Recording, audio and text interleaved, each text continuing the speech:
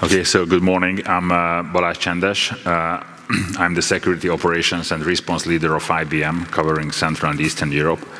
And today I'm going to talk about the threat hunting and investigation with IBM i2. First, let me just give you a very brief overview what Security Operations and Response means in terms of IBM. Basically, these are four pillars.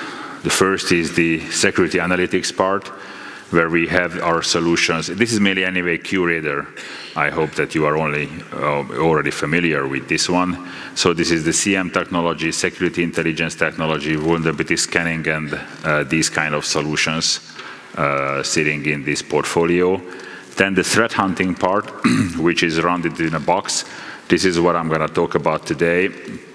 This is mainly run with IBM i2 solution, which is not a new solution anyway, this is on the market since more than 20 years now. We also have this threat intelligence database. This is mainly the X-Force database, which you can actually use as a free solution. You can very easily check on the internet. So this is IBM X-Force.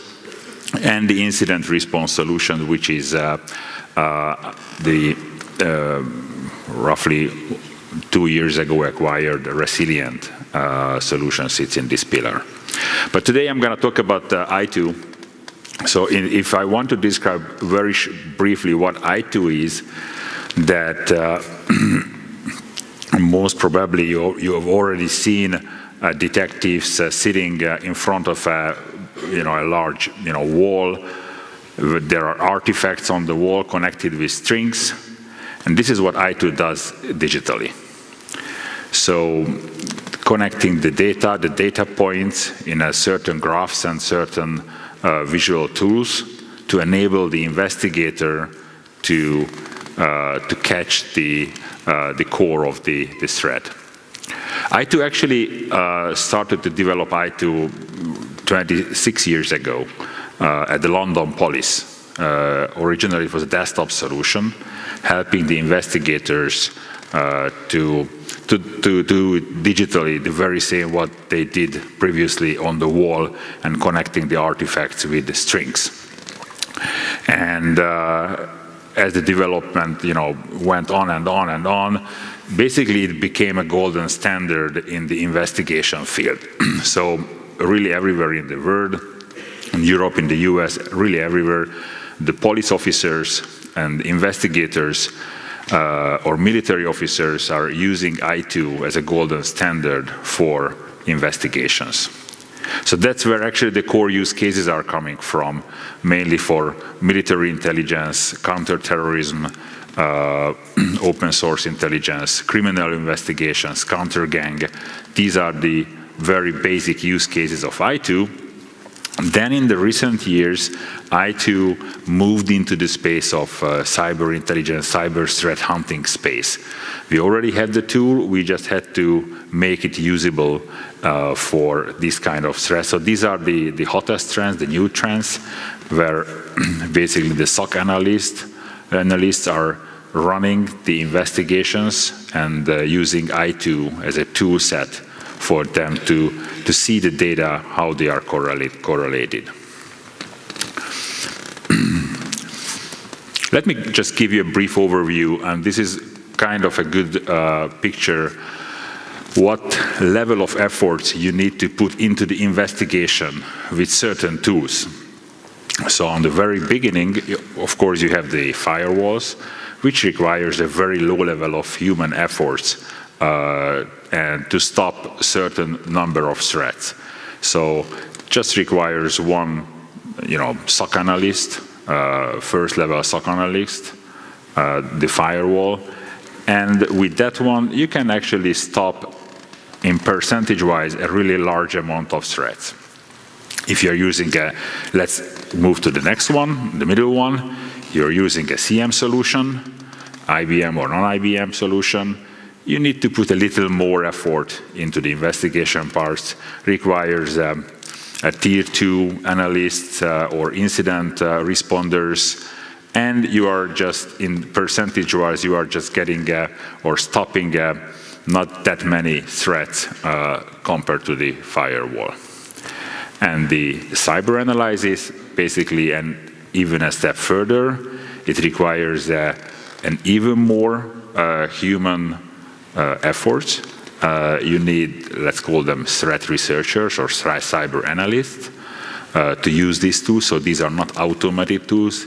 These are absolutely requiring analysts to work on. And you can just stop at an even less number of threats. But the other way around, if we see what kind of damage these threats can cause, then of course the largest ones, basically you can only stop by a correct or a well-defined cyber investigation. So the value, the damage that threats can cause is the other way around. So what data we are using and what data a cyber analyst can use with I2. First, there are of course the very usual IT sources, data coming from your CM solution, your certain alerts, PCAP files, system logs, vulnerability scan results, and so forth. You have certain external data sources like social media, hacker forums, community info, government alerts, etc. And you have some other non-traditional security log sources, like for example badge logs, who is in the building, who is not in the building, phone calls, logs, HR data, reviews of certain incidents. These are also the data what the investigators are using. So what we actually are doing, that analysts are pulling together all these data, we're using some very powerful visualization tools in I2, and that enables the analyst to spot on the heart of the threat. I'm gonna show you a use case where I'm exactly showing how it is doing and what pictures you can see in the real life investigation. From data point of view, you are aggregating this data from your CM solution, your other kind of solution, into a desktop solution or into a client-server environment. Very usually you have some initial starting point. For example, a user behavior analytics solution, what actually triggers you to start the investigation. That's actually the starting point. You got a hint. Yeah, something suspicious here. Okay, you don't know what, you don't know exactly what. That's what you start the investigation. This is very usually a user behavior analytics solution gives you that hint that you should look inside and see what is going on around these people. IBM also has a user behavior analytics solution on top of QRadar, but of course it can be another third-party solution as well. Then you are collecting all these security and non-security traditional data to investigate, to see how this, what is the root cause of these things. I just left this slide here. This is the QRadar user behavior analytics screen. As I said, usually you need a starting point when you are starting the investigation. The first hint that something looks suspicious. You don't know exactly what, but this is why you are running the investigation with I2 later on. So this is how, for example, the IBM QRadar user behavior analytics looks like on your screen. Let me just show you the key use cases, and then I'm going to show you an exact use case of an insider threat, how this investigation is running. So first is the cyber threat hunting, where you are, a net new discovery of correlating low-level alerts and offenses. This is the goal and the value which gives you I2 can bring in. The watch list and vetting, insider threat issues. This is the use case I'm gonna show you, a real example. VIP protection, alerting threats, VIPs, and direct link to the law enforcement. Fraud investigations, this is also very, very usual use case. And threat discovery. So this is an exact case. Basically, this is a real story without names. What happened at one of our clients. This is a very good example of an insider use case. So the first slide is just showing the big picture, what data we are using. First, we have a DLP alert from our CM, in this case a curator solution, where we are having an alert, an offense, that a pretty large amount of data was uploaded onto a Gmail account, sometimes out of office hours. That was just the first offense what the curator actually found and created an alert for the security analyst. Then we're gonna use also the batch security records when the people are getting in and getting out from the office building. We also used in this example the social media search, in this case Facebook and Twitter information, what the guys has been posted on the internet, HR records, what are the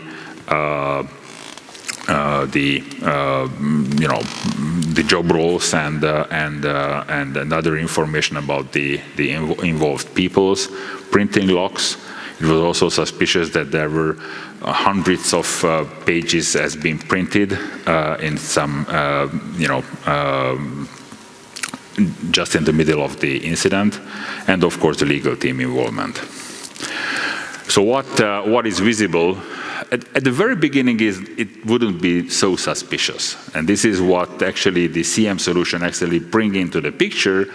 That was a malware accident, a malware hash found in the middle of a network on this guy called Mallory. In this example, Mallory's PC was infected by a Cozy Duke, and there was a Cozy Duke malware, and the system found this protection and generated the incident.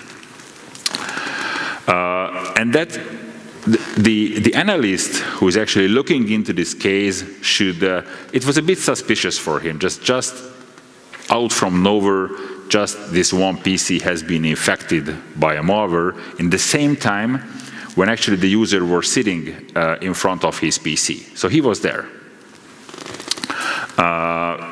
So secondly, what he did, just to see the big picture, he pulled in the batch data from the electronic readers of the building, of the office building, and did some correlation and examined the last 30 days of batch records. And what he actually found that there were some actually 3 times then the guy was actually too early in the office. So actually came into the office at 5 a.m. and 6 a.m. in the morning, which is quite unusual compared to his records, and also left the building quite late at 9, 10 or 11 in the night on some other days. And actually the accidents, what happened, was exactly on those days when the guy was coming too early or went too late. So the analyst has a very powerful, graphical tool set to visualize all these data and make this unusual behavior visible to the investigator. So here we have the evidences that the incidents are actually happened on the days when he was actually coming too early or too late on those 3 days. But that can be just some coincidence. Meanwhile, the investigator also pulled the information from the social media feeder. So when actually this guy, who was actually a lady, was posting some some bad reputation about her company. So it was clearly visible that she's a kind of unsatisfied and posting some really bad information about her own company. This is also coming, we have these built-in social media feeders for basically all the other social media sites like Facebook, Twitter, and everything else. So if you are putting and pulling all these information together, now the security analyst can see really the big picture, how this whole, and what exactly happened. So here we have this Mallory Cohen. This is the guy who was whose PC was infected with a Cozy Duke malware, and posting some bad things about her companies on Facebook, having some strange badge records information, coming too early and leaving too late from the office. And he is also connected his friends, this called Ronaldo Lima, in Brazil. Most probably they also met because the lady actually traveled there, and so most probably they met. They also found in other records that this Ronaldo has actually purchased Cozy Duke malware on the dark web, and most probably when they met personally, he actually gave it to Mallory, the code. And Mallory was the one who infected and did the infection at this Cambridge office, putting on her PC, and then downloaded the data. So here, actually in this one slide and one screen, you will see the whole story, okay? How these two guys had it done, how they infected his own company, and when. At the end of the story, there's actually this, the whole information was actually shown to this employee, and finally she admitted then she did that.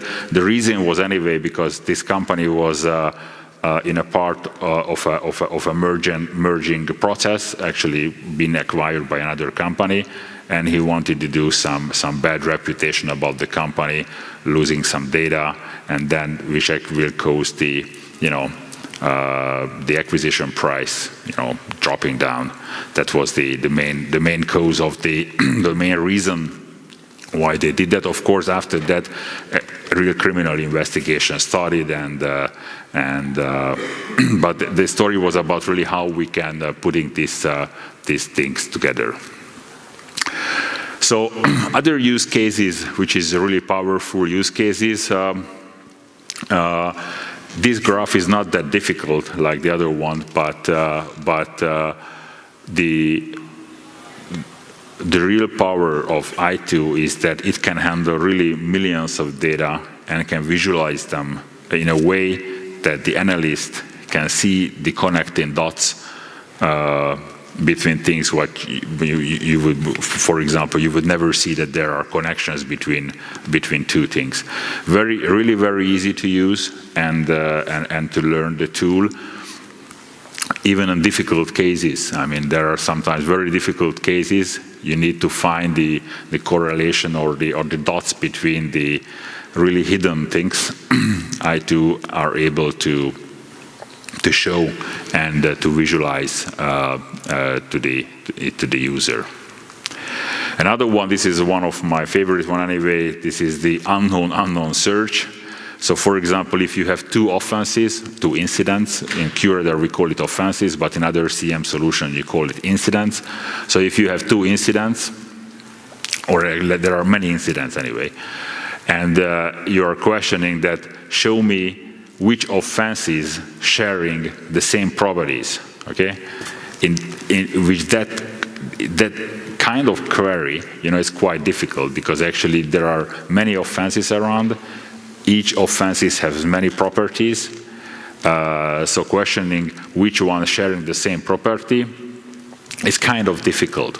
But with I2, you are able, or the user actually, the analyst, are able to investigate these things and able to questioning the data set with such questions like this. So thank you for your attention, and I'm gonna check later the questions on the website. So post me questions, or just coming to me, and then I can answer your questions later on if there is any. Thank you.